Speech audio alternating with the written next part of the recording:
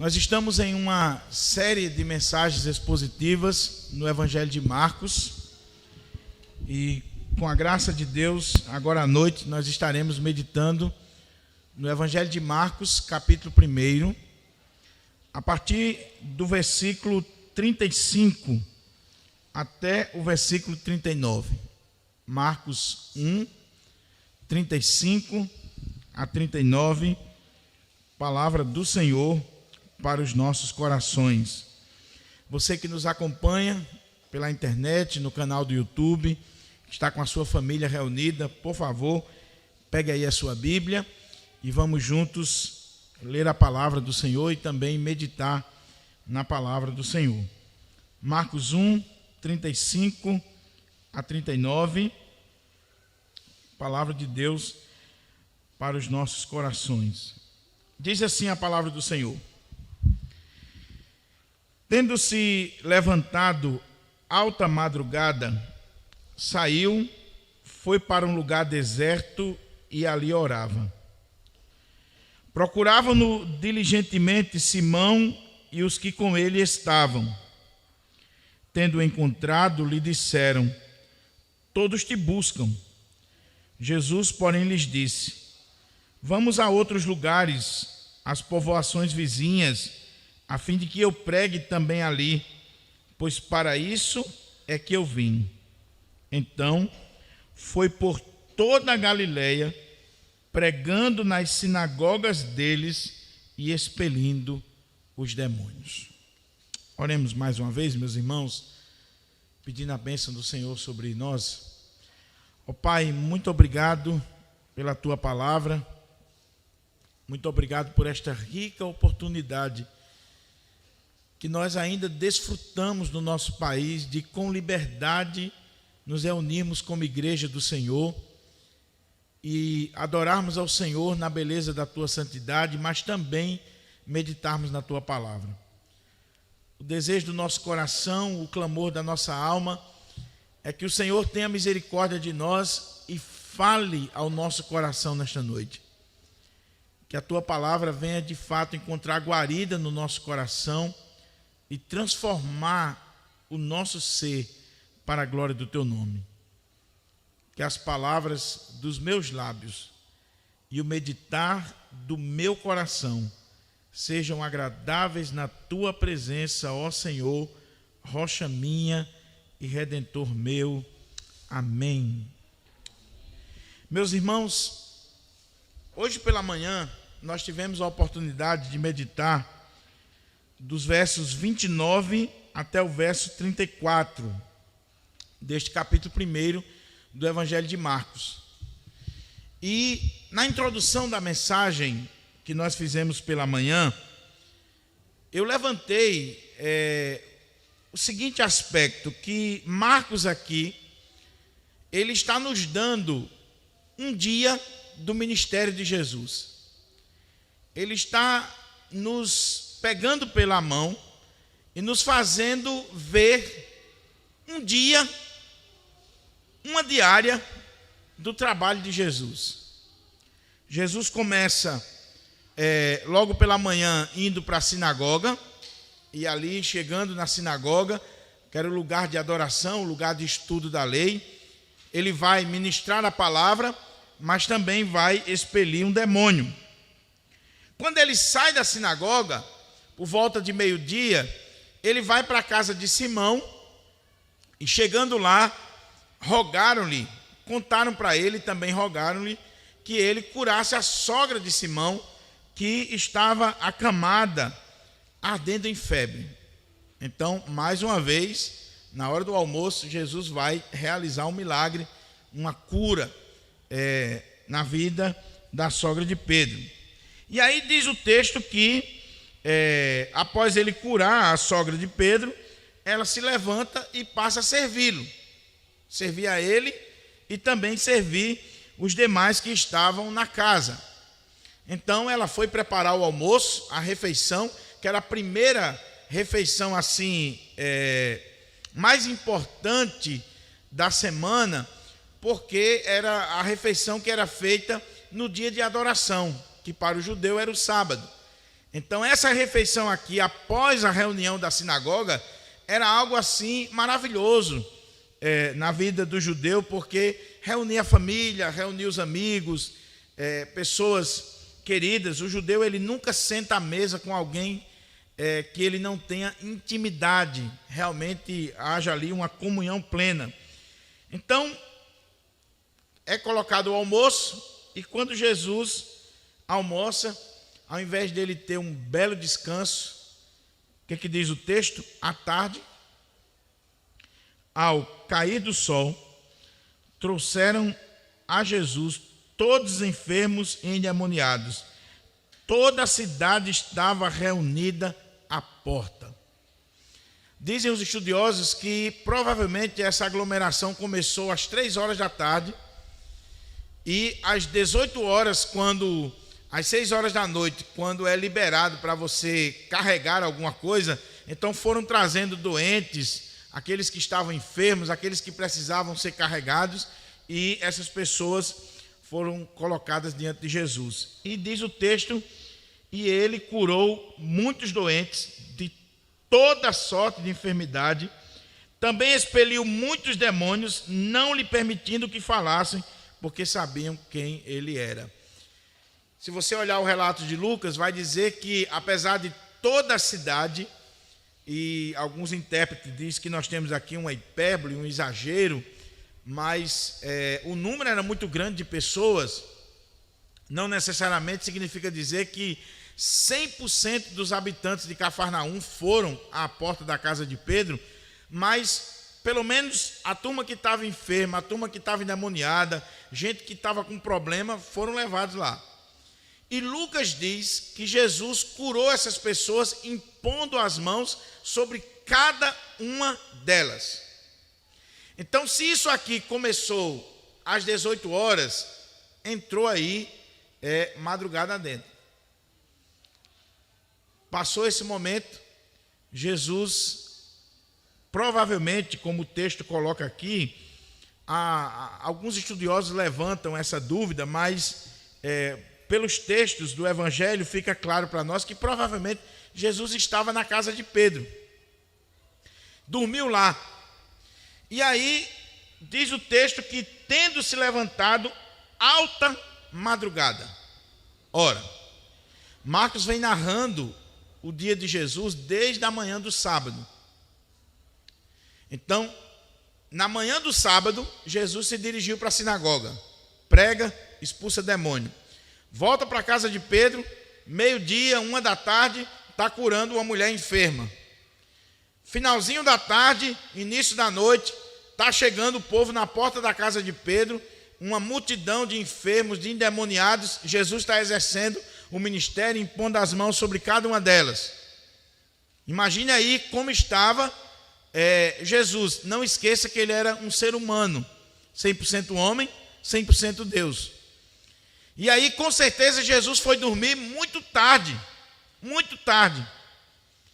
Mas diz o texto que agora, já no domingo, o primeiro dia da semana, ainda era alta madrugada e Jesus já havia se levantado para orar. Quando a turma acordou, quando Simão Pedro acordou, e olha que Simão era pescador, e pescador acorda cedo. Simão, quando acordou, procurou Jesus, a multidão já estava de novo ali, aglomerada, querendo ver Jesus, e aí eles procuram Jesus, e Jesus já tinha saído, alta madrugada, para orar. Então, Marcos está mostrando para nós um dia na vida de Jesus, começando na manhã do sábado, e ele vai terminar aqui no domingo, mostrando o Senhor orando ainda muito cedo. Eu queria chamar a sua atenção para esse texto, e à medida que nós formos lendo, nós vamos tirando daqui algumas lições para nós. Diz o texto: tendo se levantado alta madrugada, saiu, foi para um lugar deserto e ali orava. Algumas coisas me chamam a atenção aqui. Primeiro, apesar do cansaço que com certeza Jesus estava, apesar de todo aquele trabalho, muito obrigado, apesar de todo aquele trabalho, Jesus não se deu ao luxo de acordar mais tarde.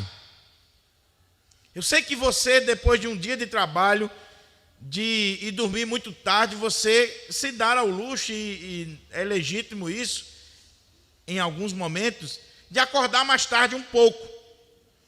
Mas Jesus levanta-se alta madrugada. A ideia do texto é que ainda estava escuro quando Jesus saiu. Quando Jesus acordou e saiu da casa, provavelmente da casa de Simão. Então diz, tendo se levantado alta madrugada, saiu. Ele estava cansado? Sim, com certeza. Talvez ele não teve a noite toda de sono reparador, as horas de sono necessárias. Sim. Mas por que ele saiu? O texto diz, tendo se levantado alta madrugada, foi para um lugar deserto e ali orava. Jesus, mesmo cansado, mesmo depois de um dia de trabalho, mesmo depois de uma agenda atarefadíssima, Jesus se levanta de madrugada com o propósito de orar, de ter comunhão com o Pai. E isso aqui, meus irmãos, deve chamar muito a nossa atenção.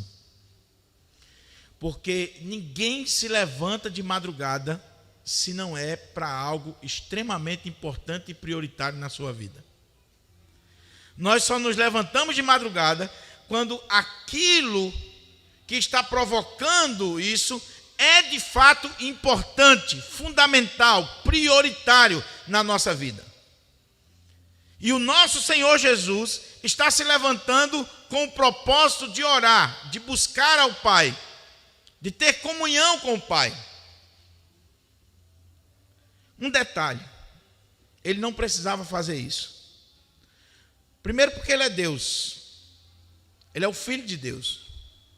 Segundo, porque a lei da época e o costume dos judeus era que você orava 3 vezes ao dia. Uma ao nascer do sol, então o judeu geralmente iniciava a manhã em oração, mas não precisava ser de madrugada. Poderia deixar o sol nascer, tomar o seu café e agradecer ao Senhor. Outra oração era feita por volta das 3 horas da tarde, e a outra oração era feita no final do dia. E o costume da época era que, fora desses horários litúrgicos dos judeus, você não deveria orar. Se você orasse, você era mal visto. Sabia disso? Porque, primeiro, você estava incomodando o Eterno. Segundo, você estava quebrando o costume, a praxe daquele povo. Então Jesus não precisava orar nesses horários aqui de madrugada. Então havia essa ideia na época, no contexto de Jesus. Mas aí Jesus quebra esse protocolo, essa tradição, essa praxe daquele povo. E ele ora de madrugada. Ele fala com Deus. Você não podia orar muito tempo, porque era incomodar o mestre. A ideia que se tinha na época era o seguinte: nós temos 3 horários para orar. Fora desses 3 horários, você já está incomodando. Já está incomodando a Deus. Aí quando nós olhamos a vida de oração de Jesus, e se você quer estudar sobre a vida de oração de Jesus, você tem que ler o Evangelho de Lucas, porque é o Evangelho que mais destaca a vida de oração do Senhor Jesus. Jesus orou em todo o tempo do seu ministério e da sua vida aqui entre nós, em todo o tempo. Eu desafio você a olhar isso. Se você olhar a vida de Jesus, você vai ver que Jesus, em todos os momentos da sua vida, ele está orando, ele está se retirando para orar ao Pai. Nós vemos Jesus orando aqui no Evangelho de Marcos, por exemplo, no batismo. Jesus orando para escolher os discípulos, Jesus orando aqui nesse contexto lá na cidade de Cafarnaum. Jesus sempre está orando. Às vezes o Evangelho coloca que Jesus passa uma noite inteira em oração. que era algo assim absurdo para a mentalidade da época. Você vai passar a noite todinha incomodando o Senhor? Jesus quebrou o protocolo. Diz o texto, tendo se levantado, alta madrugada, saiu, foi para um lugar deserto e ali orava. Procurou um lugar. Deserto aqui não necessariamente é um lugar inóspito. Deserto aqui, a ideia, até porque o contexto ali de Cafarnaum, do Mar da Galileia, não é deserto assim. Então, a ideia aqui é que ele procurou um lugar que de fato lhe desse descanso, condições para estar a sós com o Pai. E aí ele foi e ali orava. Vamos pensar um pouquinho sobre isso aqui. Como é que anda a nossa vida de oração? A minha e a sua vida. A oração é prioridade na nossa vida? Nós entendemos a importância e o valor da oração, assim como Jesus entendia, como nos deu o exemplo. Antes de qualquer decisão de Jesus, olha os evangelhos, ele ora. Para escolher os apóstolos, ele ora. E ele ora a noite inteira. E quando ele desce é que ele vai escolher os apóstolos. Antes das suas decisões, você ora? Antes de iniciar os labores do seu dia a dia, você ora? Você tem noção do que você vai enfrentar no dia a dia? Você tem noção do que lhe aguarda fora das quatro paredes do seu lar? Logo cedo. Meus irmãos, nós somos muitas vezes inocentes demais. Nós acordamos pela manhã, tomamos o nosso café, pegamos o carro ou a condução e saímos sem se lembrar que nós vivemos numa guerra, que nós temos um inimigo que quer destruir a nossa vida, sem ter noção de que quando nós saímos das quatro paredes do nosso lar, nós estamos expostos a tudo que esse mundo tem aí a oferecer. Desde desastres até ofertas de pecado. E nós nos achamos no direito de sair ou de iniciar o dia sem oração. Primeiro nós deveríamos orar já agradecendo a Deus, porque você abriu os olhos. E naquele dia muita gente não abriu. Você deveria consagrar ao Senhor aquele seu dia. Jesus orou de madrugada. E ele está dizendo que a oração é importante. A oração é fundamental na nossa vida. É fato, e todos nós conhecemos esse testemunho, que a igreja presbiteriana da Coreia, apesar de ser mais nova do que a igreja presbiteriana do Brasil, ela é 10 vezes ou 20 vezes maior do que a nossa igreja, do que a nossa denominação. E na década de 90, foram um grupo de pastores aqui do Brasil para a Coreia estudar o fenômeno do crescimento das igrejas coreanas. Uma congregação presbiteriana na Coreia tem 25 mil membros, 30 mil membros, uma congregação. As igrejas geralmente têm 200 mil membros, 300 mil. Na Coreia do Sul existe a Assembleia de Deus do Poyung-Chu, que na década de 90 tinha 700 mil membros. Uma igreja só, plantada por esse pastor. E aí, quando os pastores brasileiros foram para lá, eles foram investigar qual é o segredo. E descobriram o segredo. O segredo era palavra de Deus e oração. Nenhuma igreja coreana é organizada sem que ela tenha oração de madrugada.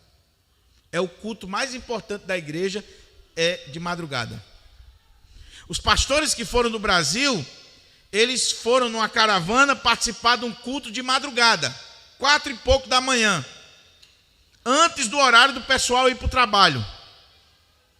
Está achando que tinha 3, 4 velhinhas na igreja de joelho orando? só tinha espaço para os 80 pastores brasileiros, uma igreja para mais de 100 mil pessoas. Só tinha espaço para os pastores brasileiros porque estava reservado.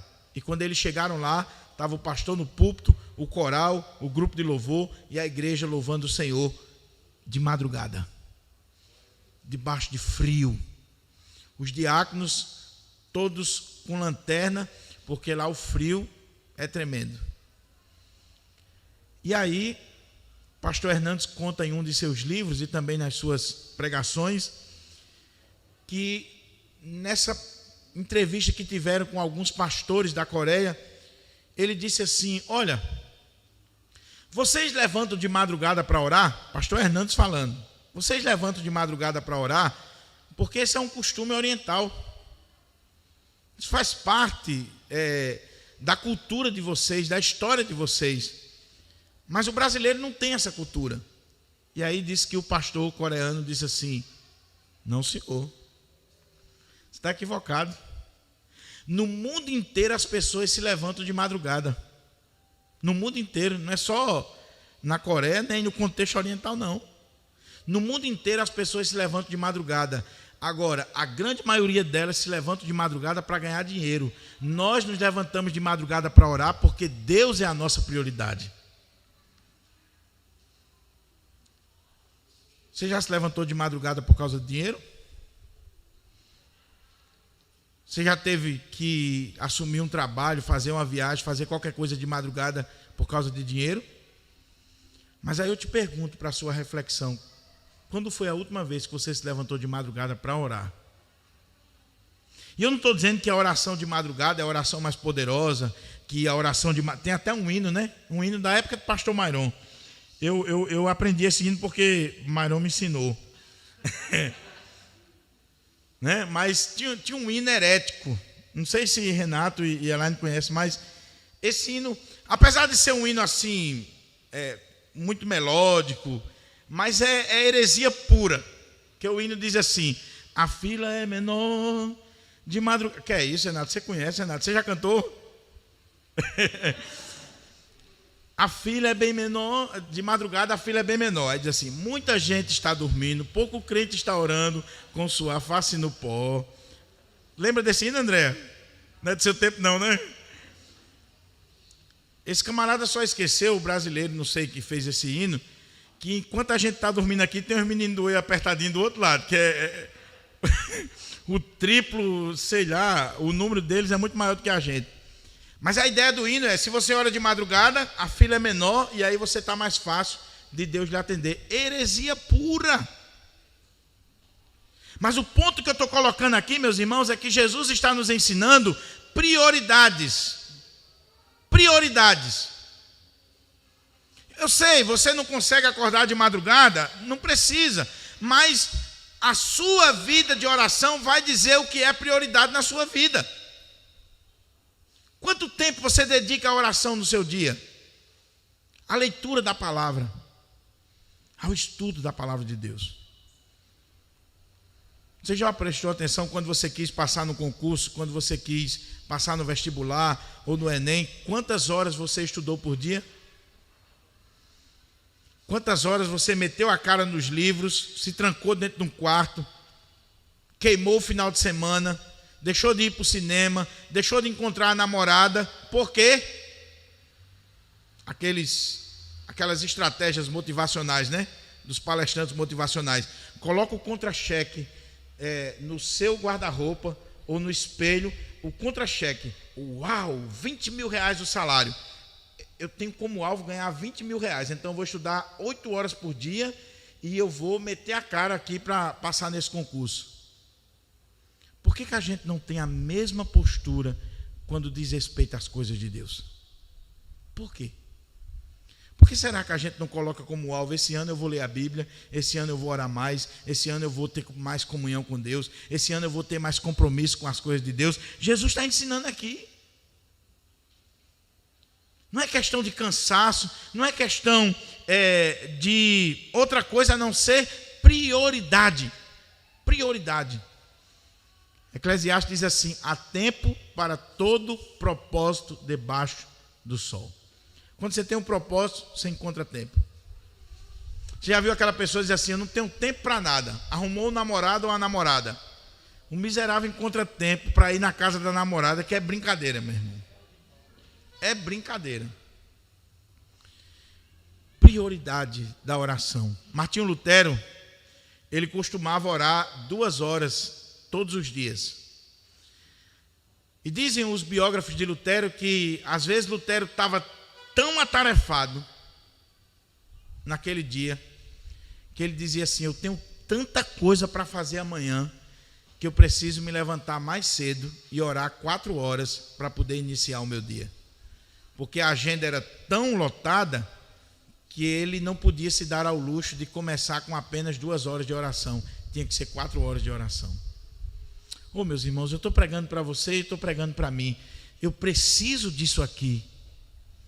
Eu preciso olhar para o meu mestre e seguir o exemplo do meu mestre, que mesmo depois de um dia cansativo, ele tem a postura de acordar cedo para estar diante do Pai em oração. Diz o texto: tendo se levantado alta madrugada, saiu, foi para um lugar deserto e ali orava.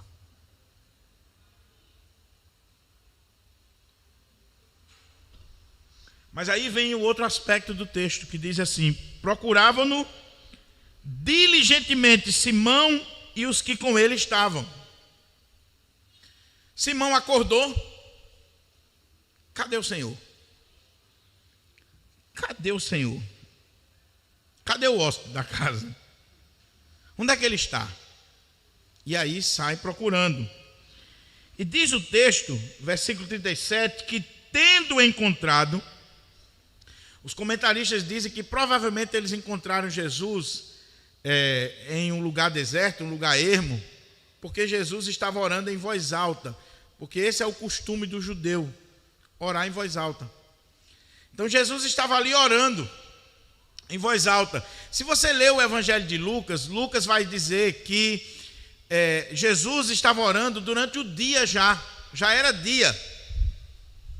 Então, não há contradição entre o relato de Marcos e Lucas. A questão é que Marcos está mostrando o início e Lucas está mostrando já quando o sol apareceu. Então, Jesus passou horas ali em oração. E está orando em voz alta. E aí diz o texto que Simão e talvez Tiago, André, a turma que estava ali na casa de Simão, que tinha pegado a xepa, né, na hora do almoço e ficaram lá. Aproveitaram para dormir. Então, eu acho que isso é um problema dos Andrés, não sei. A turma sai procurando Jesus e encontra. E quando eles chegam, eles dizem assim: todos te buscam. Todos te buscam. Talvez Pedro se levantou com aquela multidão na sua porta, gente procurando Jesus, e Pedro disse: agora, vamos atrás de um homem. Vamos procurar o homem. Eles já haviam rogado a Jesus para curar a sogra de Pedro. Eles já viram as multidões trazendo os enfermos, os endemoniados, as pessoas com as mais diferentes enfermidades diante do Senhor, e o Senhor curando, fazendo maravilhas. Então, o que é que os discípulos estão fazendo aqui? Vamos levar mais gente diante do Senhor. E aí eles chegam para Jesus e dizem assim: todos te buscam. Todos te buscam. O que está por trás dessa palavra aqui dos discípulos é: Senhor, não é hora de orar, não é hora de estar aqui, não é hora do Senhor se isolar. O seu ministério está crescendo, a sua liderança está aumentando, a sua popularidade. Todos estão te buscando. Olha, a frente da minha casa lá está cheia. Qual é o pregador que não quer multidão? Que não quer números? Todos te buscam, Senhor. A frente da casa já está cheia de novo. Porque sempre vai ter gente necessitada. Sempre vai ter gente precisando de cura, de libertação, de uma cesta básica, de uma palavra, de um aconselhamento. Sempre vai ter. todos te buscam. Aqui talvez esteja um dos motivos porque Jesus saiu tão cedo. Não só porque ele queria intimidade com o Pai, mas porque, como Deus, ele sabia que aquela multidão ia chegar bem cedinho e aí ficaria difícil para ele sair do meio daquele povo. Aí ele saiu antes deles chegarem. Muita gente necessitada, muita gente enferma, muita gente doente, muita gente endemoniada. E os discípulos estão dizendo assim: cadê o Senhor? Cadê o médico das almas? Cadê o Senhor que ontem ficou até tarde da noite curando todo mundo, operando sinais e maravilhas? Cadê ele? É interessante, meus irmãos, que quando as pessoas elas estão enfermas ou estão necessitadas, elas não têm problema de buscar ajuda, ainda que seja muito cedo. Eu estava falando hoje para alguns irmãos aqui da igreja que quando eu fui pastor lá na comunidade do Guarapes, por um período o posto de saúde funcionou na nossa congregação. O posto de saúde estava em reforma e aí, como eu tinha uma ligação muito grande com a diretoria do posto, com o pessoal, nós colocamos a nossa congregação à disposição do posto de saúde.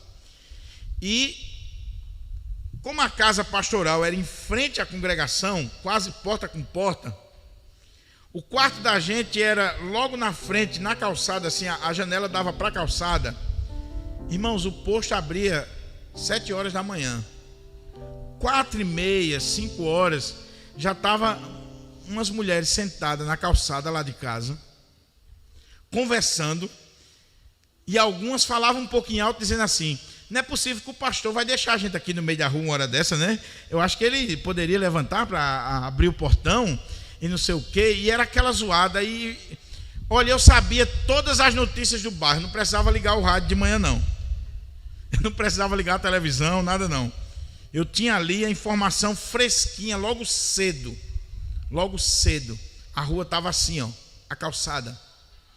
Pessoas buscando cura, buscando ajuda, buscando atendimento. A pergunta é: Jesus está errado em não atender essas pessoas? Os apóstolos, eles é que estão certos quando eles chegam para Jesus, e o tom aqui, meus irmãos, é como um tom de repreensão. É como que uma puxada de orelha. Senhor, como é que o senhor pode estar orando aí uma hora dessa? Todos estão te buscando, olha lá, a casa já está cheia lá à frente da casa. Olha o que Jesus diz aqui, por favor. Jesus, porém, esse porém é importantíssimo para a gente entender a narrativa. Ele faz um contraste, ele é uma dobradiça. Eu aprendi no seminário, na cadeira de exegese, que a gente nunca deve dispensar uma conjunção adversativa. Nunca devemos dispensar um porém, um mas, porque é uma dobradiça que nos faz entender o texto. Diz o texto aqui: Jesus, porém, em virtude e em contraste de tudo aquilo que foi dito anteriormente, do que está acontecendo anteriormente, Jesus, porém, lhes disse: vamos a outros lugares, às povoações vizinhas, a fim de que eu pregue também ali, pois para isso é que eu vim. Você já parou para pensar sobre isso aqui? Jesus não deu bola para o que os apóstolos estão dizendo sobre as multidões que estão lá na porta da casa de Simão. Na verdade, Jesus entendeu o perigo dessa situação aqui. Jesus não deu vazão àquilo que aquelas multidões estavam buscando. E que os apóstolos não tiveram o discernimento necessário para entender o perigo disso aqui. Confundir a missão do Messias. O Messias não veio para ser um milagreiro, O Messias não veio simplesmente para estar curando enfermo, expulsando demônio. O Messias não veio simplesmente para satisfazer as multidões da cidade de Cafarnaum. O Messias, diz o texto, vamos a outros lugares, às povoações vizinhas, a fim de que eu pregue também ali, pois para isso é que eu vim. Ou seja, qual era o carro-chefe do ministério de Jesus? Curas, milagres, exorcismos, obras extraordinárias ou a pregação do Evangelho? Qual é a prioridade da igreja? A prioridade da igreja é distribuir cesta básica. A prioridade da igreja é curar os enfermos. A prioridade da igreja é simplesmente expulsar demônios. A prioridade da igreja é a pregação do Evangelho, porque é através da pregação do Evangelho que o homem é salvo e é liberto para todo sempre. De que adianta alguém ser curado de lepra, ou seja lá do que for, e depois de 20, 30 anos ir para o inferno, porque não conheceu o Evangelho? De que adianta? De que adianta você expulsar o demônio de uma pessoa e não pregar o Evangelho para ela, e daqui a pouco o demônio volta com mais 7 e destrói a vida daquela pessoa? Jesus está mostrando a prioridade do seu ministério. Ele veio como um pregador, não como um milagreiro. Ele veio como um proclamador das boas novas do Evangelho de Deus. E aqui Marcos está linkando com o verso 13, 14 e 15. O ministério de Jesus é um ministério de pregação. Ele veio como pregador. E ainda hoje, meus irmãos, há esse conflito na igreja de Deus entre obras sociais ou terapêuticas, curas, libertação e a pregação do Evangelho. Há um conflito ainda hoje nas igrejas. Há um conflito. Tem gente que diz assim: é importante que a igreja ela tenha um trabalho social. E a gente não nega a importância disso. Mas a prioridade da igreja deve ser a pregação da palavra de Deus. A instrução, o ensino, a proclamação do reino de Deus. E Jesus entendeu o perigo daquela situação. As pessoas estavam vindo até ele, não por causa da pregação, mas por causa, pura e simplesmente, dos milagres. Milagre não salva, milagre não muda a vida, milagre não é o Evangelho. Milagre pode até ser, em alguns casos, sutileza de Satanás, porque muitos dos milagres que tem por aí não passa de obra satânica para enganar os incautos, os simples, as pessoas que não conhecem a palavra de Deus. Porque pode ter o milagre que tiver, meu irmão, se não tiver a prioridade da palavra, a centralidade da palavra, se não estiver fundamentado na palavra, aquilo ali não é de Deus. Não é porque tem milagre, não é porque tem obras extraordinárias. Então Jesus diz assim: Jesus, porém, lhes disse: vamos a outros lugares. Cá entre nós. Todos nós somos farinha do mesmo saco. Nós não somos diferentes de Simão, nem de André, nem de João. Se você estivesse lá, você não ficaria assim com o pé atrás com o Senhor, não? Você não iria dar uma julgadazinha em Jesus, não? Senhor, todos estão te buscando, a porta da casa está cheia lá de gente, e o Senhor está dizendo que vamos para outro lugar. E outra coisa, Jesus não desistiu deles, não. Apesar do entendimento errado, equivocado que eles estavam tendo naquele momento da obra, da prioridade da obra, Jesus não desistiu deles. Jesus disse: vamos a outros lugares, as povoações vizinhas, a fim de que eu pregue também ali, pois para isso é que eu vim. Ele foi enviado à terra, ele nasceu e ele estava aqui como Messias de Deus, não para ser um milagreiro, mas para proclamar o evangelho do reino de Deus. Por isso, meus irmãos, que o Dr. Martyn Lloyd-Jones dizia que não há substituto para a pregação. Nada é mais importante do que a pregação. A tarefa principal do pastor é a pregação do evangelho. É a exposição das Sagradas Escrituras. Infelizmente tem pastor que confunde isso. Tem pastor que é um visitador nato. Sabe aquele pastor que de 7 horas da manhã ele já está na sua casa, tomando café com você, orando com você, colocando a mão na sua cabeça. Aí ele sai da sua casa, aí vai para outra, vai para outra, vai para outra, vai para outra. Está distribuindo cesta básica na periferia.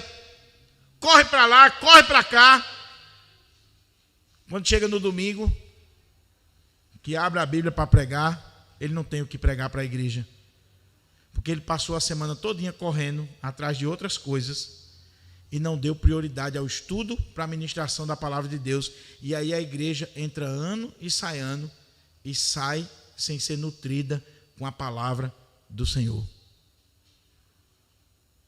Daqui a pouco você sabe o efeito disso na vida da igreja. Não estou dizendo que a visitação não é importante, não estou dizendo que resolver outras coisas da igreja não é importante, mas não pode ser a prioridade do ministério pastoral. O bom é quando tem outras pessoas para suprir essa necessidade, para que o pastor possa se dedicar à oração e ao ministério da palavra. Lembra dos apóstolos? A igreja do Senhor começou a crescer, livro de Atos.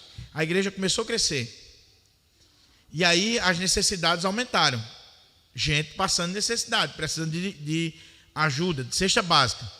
Aí está lá os apóstolos correndo para lá, correndo para cá, ajudando um, ajudando o outro, as viúvas, e vai para lá e vem para cá. Aí há uma reclamação, que algumas viúvas dos helenistas estavam ficando de fora da distribuição diária das cestas básicas da igreja de Jerusalém.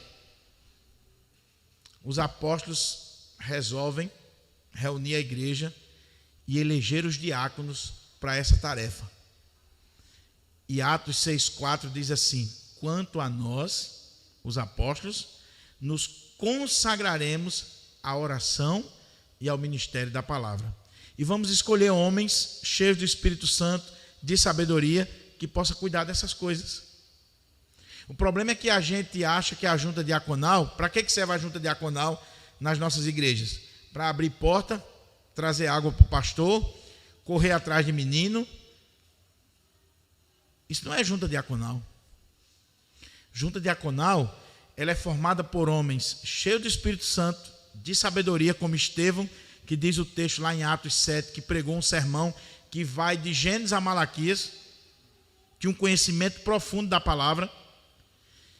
Homens da palavra, cheios do Espírito Santo, de sabedoria, que vão entrar nas casas das viúvas, dos necessitados, dos enfermos. Essa é a tarefa do diácono.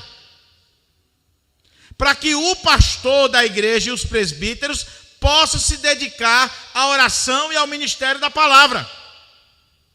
Mas como é que acontece na nossa igreja? Tem alguém doente? Liga para o pastor visitar. É tarefa do pastor. Ele ganha para isso. E tem irmão que é assim, sabe? Pastor, o senhor já visitou o irmão fulano? O senhor já foi lá visitar o irmão fulano? Um dia um irmão ligou para mim aqui umas 5 vezes perguntando se eu já tinha ido no hospital visitar uma pessoa que estava lá. Aí eu esquentei as orelhas, viu, pastor Marion? Disse assim: meu irmão, você já foi? Quando é que você vai? Você pode ir comigo? Porque é muito fácil querer arrumar trabalho para os outros, né? É muito fácil. Quando o meu gabinete pastoral estava aqui na igreja, eu vinha para cá todas as manhãs. Todas as manhãs eu vinha para cá estudar.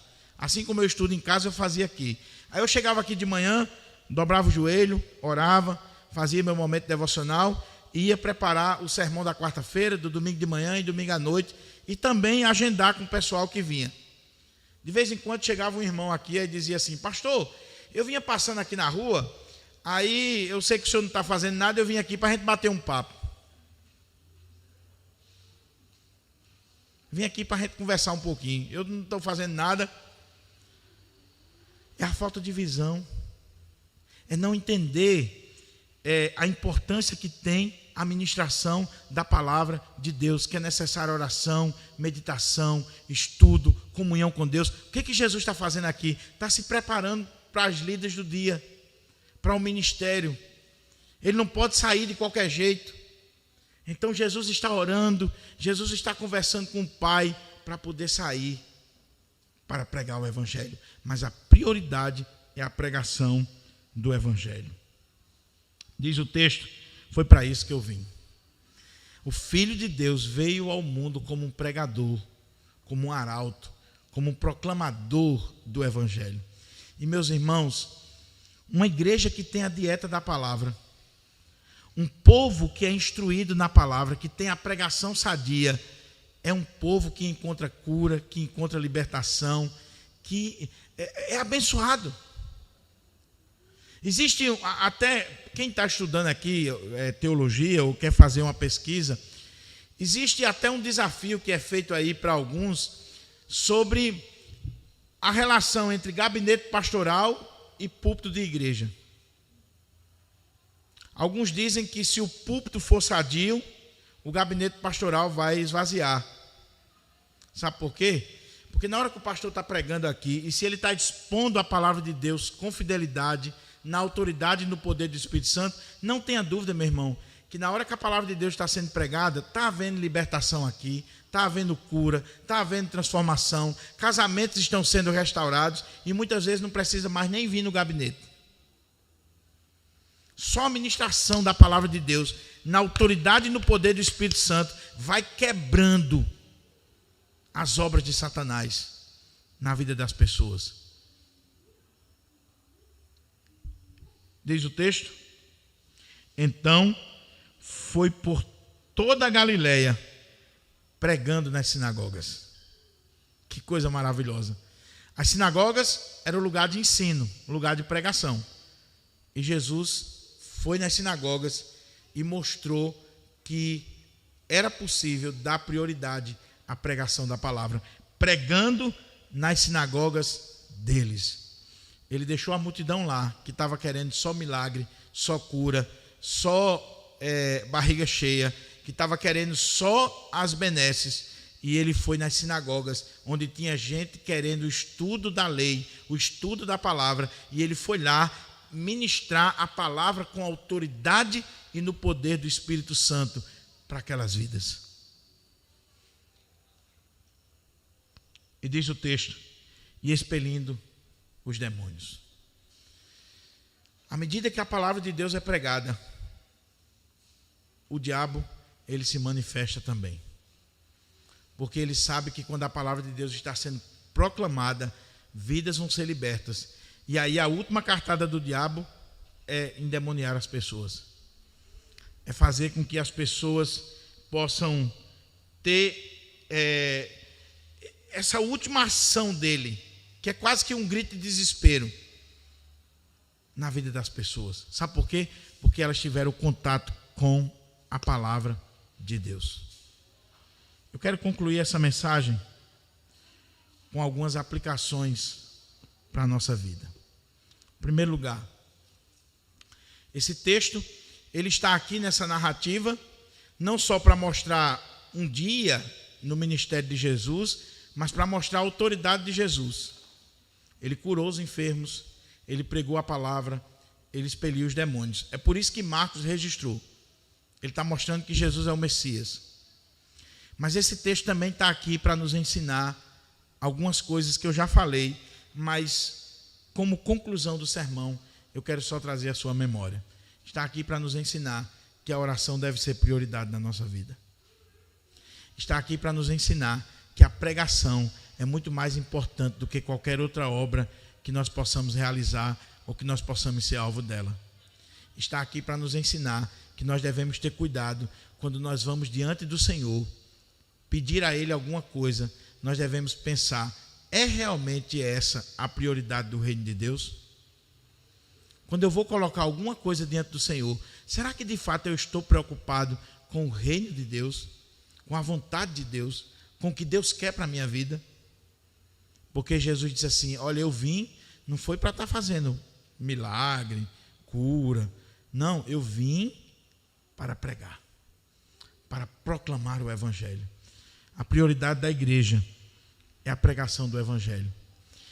Enquanto Deus nos der vida e saúde, recursos, meios, nós devemos utilizar tudo isso para a proclamação do Evangelho. Seja o pastor, que tem o ministério da palavra, seja você, como crente, como servo e uma serva de Deus, você deve ler a Bíblia, conhecer a Bíblia, para que você possa pregar a palavra de Deus no seu dia a dia, com fidelidade, com autoridade, no poder do Espírito Santo. Mas a palavra tem que ser pregada, tem que ser proclamada. O Brasil precisa, meus irmãos, não é de mais ou menos políticos. O Brasil precisa é da pregação da palavra de Deus. Tem pouca pregação. Alguém já disse o seguinte: nesse período de pandemia, nunca se pregou tanto. Verdade. Não tenha dúvida que no período de pandemia os pastores trabalharam mais do que fora do período de pandemia. Porque fora do período de pandemia, geralmente você prega só nos cultos. Quarta-feira, domingo de manhã, domingo à noite, na congregação na quinta-feira. Mas nesse período de pandemia, era live quase todo dia e toda hora. Mas também nunca se viu tanto absurdo, tanta besteira, tanta coisa horrível. Tanta coisa horrível. Então, meus irmãos, no que depender de nós, vamos fazer o que Jesus está dizendo aqui. Vamos às povoações vizinhas, aos lugares mais remotos, às periferias da nossa cidade, aos ambientes acadêmicos. Vamos à nossa Galileia pregar a palavra de Deus. Ele veio como um pregador e Ele quer fazer de mim e de você pregadores do Evangelho. Talvez você nunca vai subir num púlpito para pregar, você não recebeu o ministério da palavra no aspecto oficial, mas você tem de Deus a incumbência de pregar a palavra lá na sua casa, lá na sua escola, lá no seu ambiente de trabalho. Você tem um ministério dado por Deus de proclamar a palavra do Senhor. Então não abra mão disso. Não abra mão disso. Agora, nunca saia para pregar a palavra sem estar olhando o exemplo de Jesus. Você vai sair para pregar? Ore, jejue, busque a Deus, esteja submisso à vontade de Deus. Não fique perdido com as coisas desse mundo, não se distraia com as coisas dessa vida. E aí você vai ter um ministério abençoado, eficaz, profícuo para a glória do Senhor. Agora, você quer passar vergonha? Você quer ir ao campo e voltar cabisbaixo? Sai ao campo sem palavra, sem oração, sem jejum, sem comunhão com Deus, que talvez você volte envergonhado. Como aqueles rapazes que foram expulsar um demônio, não tinha Deus, não tinha o Espírito Santo, não tinha nada. Aí eu te conjuro em nome de Cristo a quem Paulo prega. Aí o demônio disse: eu sei quem é Jesus, sei quem é Paulo. Vocês, partiu para cima e a surra foi grande. Nunca saia, seja para o seu trabalho, seja para a sua escola, para iniciar as tarefas do seu dia, sem primeiro dobrar os joelhos, ou então fechar os seus olhos e dizer: Senhor, me cubra com o teu sangue, me enche do teu espírito, me dá a sabedoria à luz da tua palavra, para que eu possa exercer os meus dons, os meus talentos, para que eu possa ir para a minha Galileia e fazer a tua obra. Lá na tua empresa você é um missionário. Lá no teu ambiente de trabalho você é um missionário. Você é carta, você é luz, você é sal, você é o bom perfume de Cristo. Você deve testemunhar do Evangelho. Vamos orar? Vamos pedir ao Senhor que Eu tenho certeza, meus irmãos, que à medida que eu estou falando aqui, você tem uma mente maravilhosa e você tem a mente de Cristo. O Espírito Santo de Deus pode estar revelando a você coisas nesse texto que nem mostrou para mim. Você pode estar vendo aqui aplicações e mais aplicações para a sua vida, para a sua realidade. E esse é o desejo do meu coração, que o Espírito Santo de Deus esteja fazendo você olhar para esse texto e dizer: puxa vida, isso aqui pode ser aplicado na minha vida de forma tal. Então curva a sua fronte em nome de Jesus e vamos orar ao Senhor. Vamos pedir ao Senhor que aplique essa palavra no nosso coração.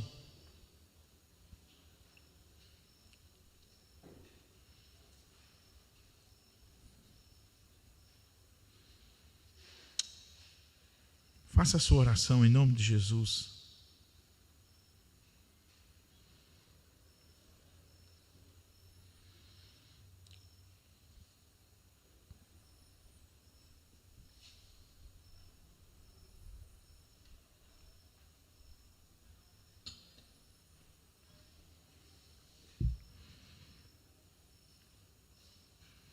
Após a oração, se não fosse pedir muito, eu queria pedir ao irmão Renato e a Elaine que a gente cantasse Renova-me de novo, terminando o culto.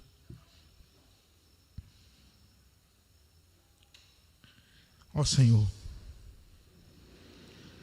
a Tua palavra foi pregada.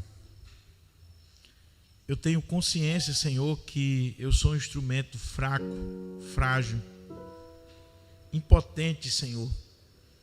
Se não for a Tua graça e a Tua misericórdia na minha vida e o Teu Espírito Santo agindo através de mim, aplicando a Tua palavra nos corações nesta noite.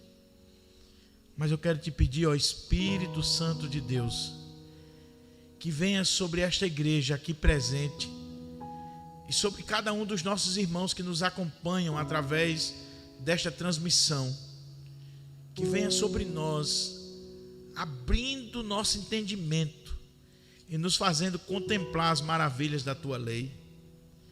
Que nós venhamos entender a prioridade da pregação, a sublimidade da pregação, a importância da pregação do Evangelho. Que nós venhamos a contemplar a autoridade do nosso Senhor e Salvador Jesus Cristo.